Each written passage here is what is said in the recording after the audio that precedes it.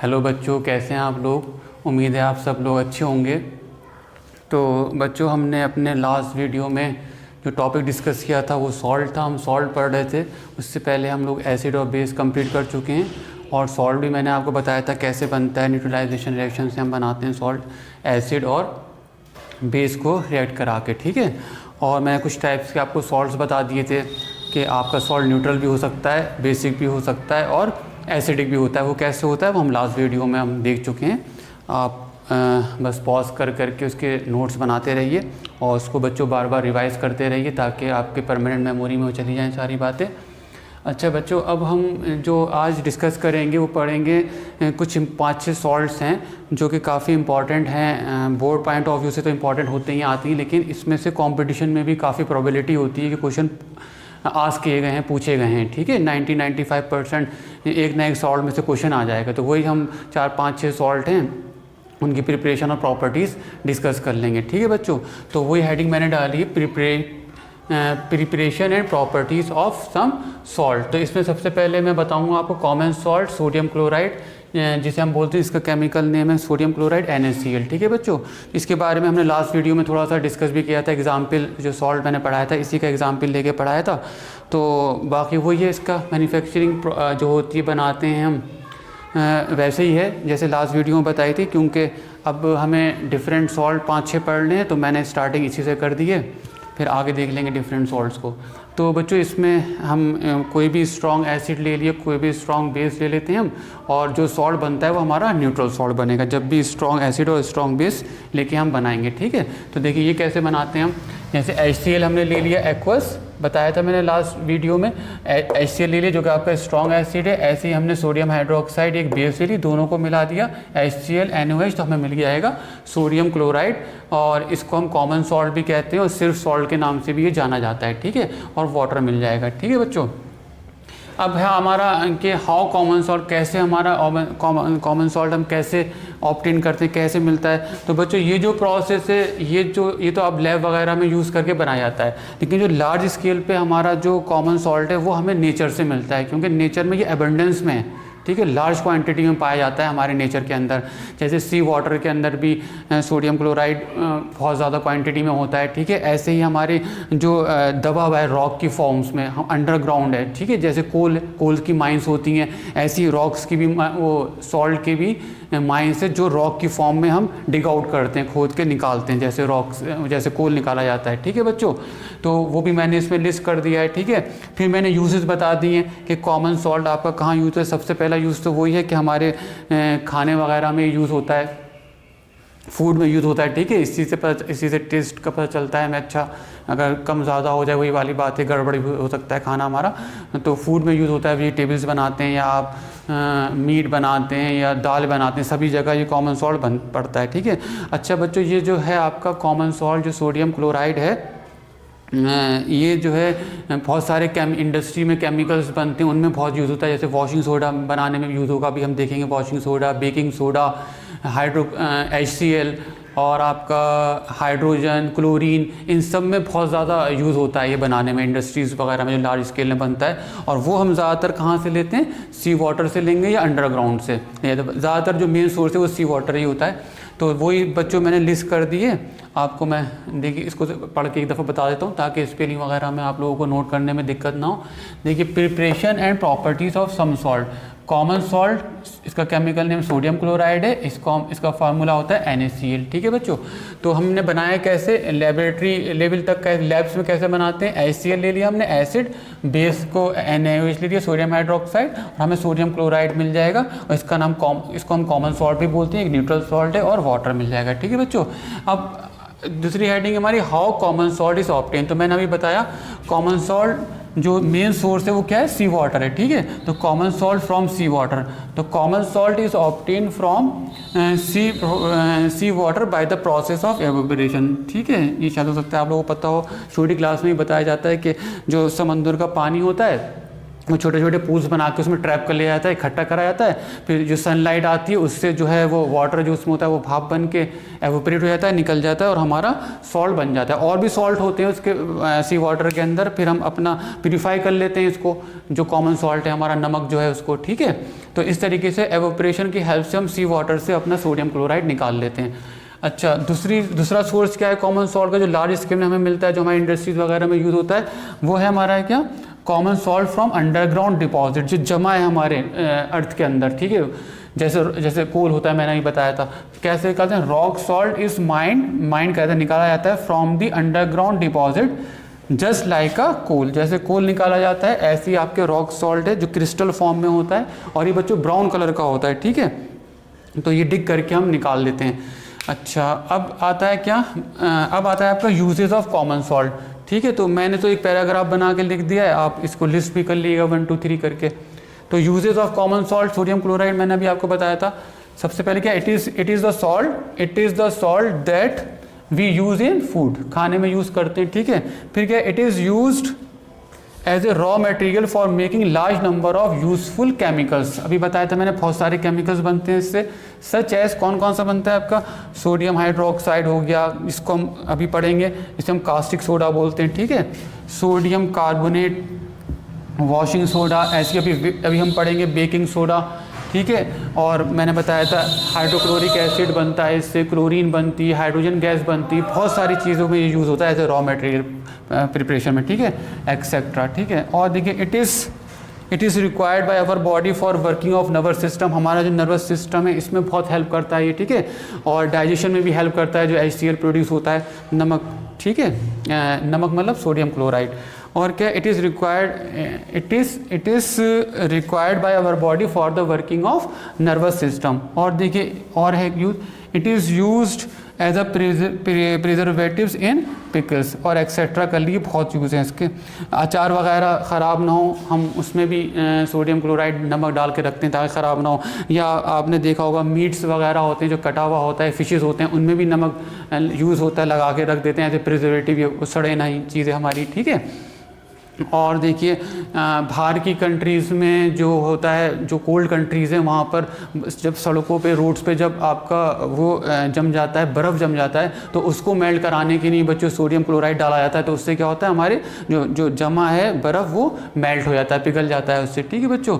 तो ऐसे ही बहुत सारे यूज़ थे, तो कुछ यूज़ हमने लिस्ट कर दिए यहाँ पर। तो बच्चों अभी हमने देखा सोडियम क्लोराइड, ठीक है, जो हमारा सॉल्ट, नॉर्मली सॉल्ट से कहते हैं, और उसकी हेल्प से मैंने बताया बहुत सारे हम केमिकल्स बनाते हैं। तो जो हम अब सेकंड सॉल्ट पढ़ेंगे, जो कि हमारा वॉशिंग सोडा, ये भी हम सोडियम क्लोराइड की हेल्प से ही बनाते हैं, ठीक है। तो ये इंपॉर्टेंट है बच्चों, बोर्ड में तो ये फेवरेट टॉपिक माना जाता है, बोर्ड में तो क्वेश्चन इसमें से आता ही आता है, और आपको कंपटीशन में भी इसमें से क्वेश्चन मिल जाते हैं। जो मैं हम सॉल्ट पढ़ रहे हैं 4-5, ये बोर्ड के लिए भी इंपॉर्टेंट माने जाते हैं, बहुत बोर्ड में भी क्वेश्चन पूछा जाता है इसमें, और कॉम्पिटिशन में भी इसमें से क्वेश्चन आ जाता है, इसी में से निकाल लें क्वेश्चन कहीं ना कहीं से वो लोग। तो देखिए कैसे है, तो वॉशिंग सोडा, इसको वॉशिंग सोडा ही बोलते हैं, ठीक है। वॉशिंग सोडा, वॉशिंग समझ रहे हैं, सोडा जैसे आपके जो डिटर्जेंट है, सर्फ एक्सेल है, एरियल है, तो सब लोग सबके घरों में यूज़ होता है। इसका यूज़ है जैसे क्लीनिंग एजेंट ऐसे यूज़ करते हैं, ठीक है। डर्ट है आपकी या ग्रीस वगैरह होती है कपड़ों में से, वो निकाल देता है, ठीक है, डिटर्जेंट वगैरह, वही है वॉशिंग सोडा ये। तो देखिए वॉशिंग सोडा, अच्छा वॉशिंग सोडा का केमिकल नेम जो होता है सोडियम कार्बोनेट है, ठीक है। तो ये आपको याद रखना है। और इसका जो फार्मूला होता है क्या होता है, Na2CO3 10H2O। अब ये 10H2O जो होता है, इसके अंदर होता है water of crystallization. Water of crystallization last topic है इस यूनिट का, वहाँ पे और अच्छे से बता देंगे। फिलहाल ये समझ लीजिए इसमें 10 मॉलिक्यूल्स हैं वाटर के प्रेजेंट होते हैं, ठीक है। अच्छा, तो वॉशिंग सोडा, सोडियम कार्बोनेट, और फार्मूला क्या हो जाएगा, Na2, सोडियम कार्बोनेट का फार्मूला क्या होगा, Na2CO3 10H2O, ठीक है बच्चों। अब मैंने वही बताया कि जो हमारा वॉशिंग सोडा है, वॉशिंग सोडा यानी सोडियम कार्बोनेट एक बहुत ही इंपॉर्टेंट केमिकल है, जो किससे मिलता है हमें, सोडियम क्लोराइड से मिलता है, ठीक है। अच्छा, और वही चीज़ मैंने फिर लिख दी जो मैंने बताया था कि washing soda, sodium carbonate contain 10 molecules of water of crystallization. तो 10, इसका मतलब क्या हो गया, कुछ मॉइस्चर है इसके अंदर। तो इसको हम इस नाम से भी, इसका ये नाम भी, इस नाम से भी इसको रिकॉग्नाइज किया जाता है, sodium carbonate Deka hydrate. Deka means पता है आपको 10 होता है, तो ये वाला नाम भी याद रखिएगा, सोडियम कार्बोनेट डेका हाइड्रेट। ठीक है बच्चों, तो आपने देखा कि इसके कितने नाम हो गए, वॉशिंग सोडा हो गया, सोडियम कार्बोनेट हो गया, सोडियम कार्बोनेट डेकाहाइड्रेट हो गया। ठीक है, क्योंकि इसमें थोड़ी सी नमी होती है, हाइड्रेटेड होता है। एक हाइड्रेटेड सॉल्ट होता है, एक अनहाइड्रेटेड होता है। अनहाइड्रेटेड कौन सा होता है, जो बिल्कुल जिस सूखा हो, उसमें बिल्कुल मॉइस्चर ना हो। अच्छा बच्चों ये जो इसकी प्रिपरेशन है ये भी इंपॉर्टेंट है। ये 3 स्टेप में हम इसको प्रिपेयर, 3 स्टेप इसमें यूज़ होते हैं प्रिपरेशन के लिए इसकी। और ये जो प्रिपरेशन प्रोसेस को हम सॉल्वे प्रोसेस के नाम से भी जानते हैं। ठीक है, हायर क्लासेस में तो आप इसको सॉल्वे प्रोसेस ही कहेंगे। तो ये भी पूछ लेते हैं एग्जाम में कि production of washing soda sodium carbonate हम 3 स्टेप्स में करेंगे। सबसे पहला स्टेप क्या होता है बच्चों इसमें, जो आप थोड़ा सा इसको अच्छे से लिखिएगा, क्योंकि मेरे पास थोड़ी स्पेस कम थी और मुझे बड़ा बड़ा भी लिखना था, तो थोड़ा सा कॉम्पैक्ट हो गया ये। तो सबसे पहले क्या होता है, सोडियम क्लोराइड का हम पानी लेते हैं, जिसको हम बोलते हैं ब्राइन। कुछ नहीं है, नमक का पानी, उसको हम ब्राइन बोलते हैं। ठीक है, तो क्या कराते हैं, सोडियम क्लोराइड लेते हैं, अमोनिया लेते हैं, वाटर और कार्बन डाइऑक्साइड, इन सबको मिला देते हैं। जब आप इन सबको मिलाएंगे तो हमें क्या मिल जाएगा, सोडियम हाइड्रोजन कार्बोनेट। क्या मिला हमें, सोडियम नज़र आ रहा होगा NaHCO3, सोडियम हाइड्रोजन कार्बोनेट, और प्लस अमोनियम क्लोराइड मिल जाएगा। ठीक है बच्चों, अब ये जो आपका सोडियम हाइड्रोजन कार्बोनेट है, ये जो है एज ए प्रिसिपिटेट होता है, मतलब स्लाइडली इनसॉल्युबल होता है वाटर के अंदर। ठीक है, तो अब क्या करेंगे, हम इन दोनों को फिल्टर कर लेंगे, यानी सोडियम कार्बोनेट को अलग कर लेंगे और अमोनियम क्लोराइड को हम अलग कर देंगे with the help of filter paper, क्योंकि प्रिसिपिटेट है तो सॉलिड फॉर्म में आएगा, तो ये हम इनको सेपरेट कर सकते हैं इसको। अच्छा बच्चों, अब जो हमने देखा ये जो है अब आपका जो है आपका ये सोडियम हाइड्रोजन कार्बोनेट है। अब इसको आप क्या करोगे, इसको हीट करेंगे। अब आप जब हमने अलग कर लिया इसको, क्या कहते हैं, ऐसे प्रिसिपिटेट, अब हम इसको क्या करेंगे, हीट करेंगे। जैसे आप हीट करोगे तो इसमें से कार्बन डाइऑक्साइड और वाटर निकल जाएगा। पहला स्टेप हो गया। सेकंड स्टेप में क्या करा, जो आपको सोडियम हाइड्रोजन कार्बोनेट ऐसे प्रिसिपिटेट मिला, उसको आपने हीट कर दिया, और जैसे हीट करा तो हमें सोडियम कार्बोनेट मिल गया।